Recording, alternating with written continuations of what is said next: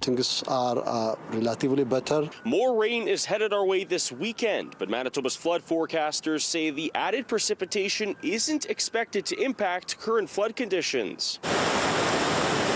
Much of southern Manitoba and the Interlake region remain underwater after 3 Colorado lows whipped through the province in April. 25 rural communities remain under states of emergency as overland flooding has forced Manitobans in some communities to evacuate.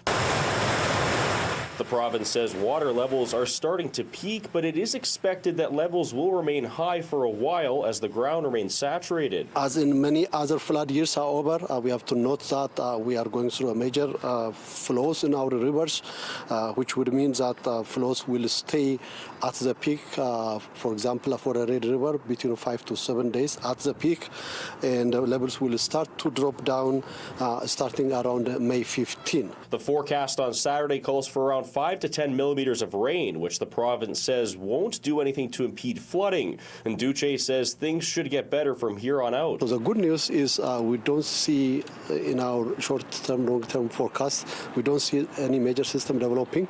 Long-term projections indicate near normal condition all the way up to June.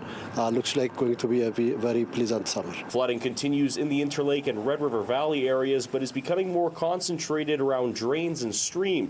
The province, however, is keeping a close watch on the situation developing in Peguis First Nation, where over 1,400 residents have been forced to evacuate. My understanding from our federal and First Nation partners are that they will continue to endeavor to evacuate most of Peguis, which will bring in a few hundreds more.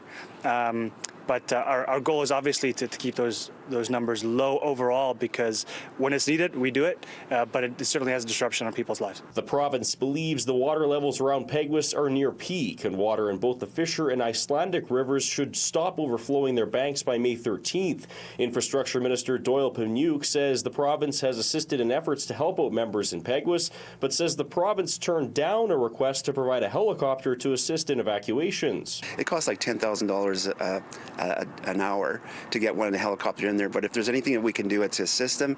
But if it's vital, if it's a situation, we'll assess the situation here. With a number of areas still in flood watches or warnings, the province is reminding Manitobans to stay off waterways.